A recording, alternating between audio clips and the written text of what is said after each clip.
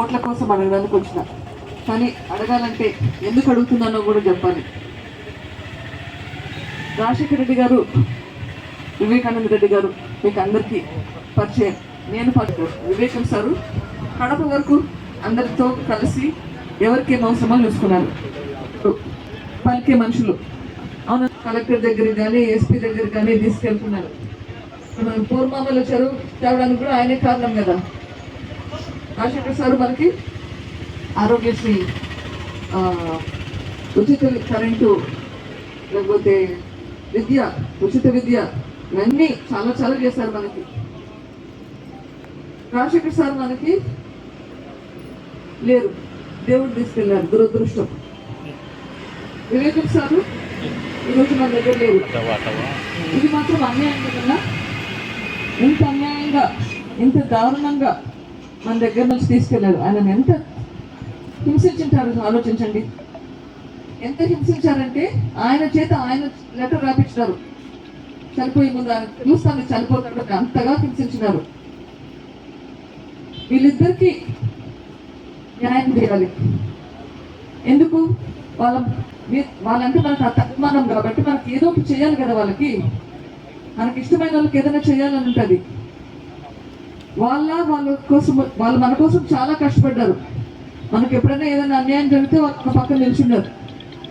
ఇప్పుడు వాళ్ళ కోసం వాళ్ళు పోరాడే శక్తి లేదు. వాళ్ళకు న్యాయం జరిపించాలంటే మనకి ఇప్పుడు ఒక ఆయుధం ఉందన్న. ఆ ఆయుధం మనకు ఓటు. ఆయుధం మనకు ఓటు. ఈరోజు సిపిఐ వాళ్ళు చెప్పారు ఎవరు చేశారో ఎవరు చేయించారో అని. ఇంకా ఏంటంటే వాళ్ళేమో కూతురు అల్లుడు చేయించారంటారు. అధికారం వాళ్ళ దగ్గరే ఉంది. అధికారం వాళ్ళ దగ్గరే ఉన్నప్పుడు ఒకవేళ మేము చేయించుంటే మమ్మల్ని జైల్లో పెట్టిండాలి కదన్నా. లేదా ఆధారాలు ఉంటే సిబిఐ కన్నా ఇవ్వాలి. సిబిఐ వాళ్ళ పేపర్లు కూడా అడ్వర్టైజ్మెంట్ పెట్టారు, ఏమన్నా ఎవరికైనా తెలిసింటే చెప్పండి అని. మా మీద ఏమన్నా అనుమానం ఉంటే అది పేపర్ సిబిఐ కన్నా ఇచ్చిండాలి, వాళ్ళన్నా నిరూపించిండాలి. ఏది చేయలేదు.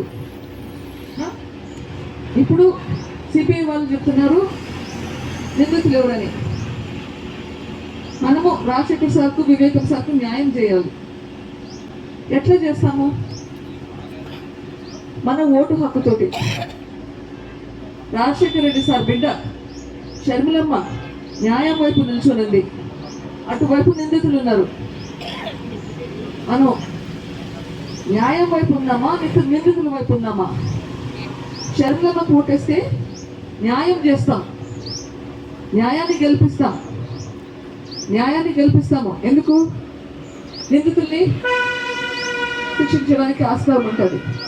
దాంతో ఇంకొక లాభం కూడా ఉంది. వీళ్ళిద్దరి ఆత్మ ఎంత క్షోభిస్తుంటుందో ఆలోచించండి.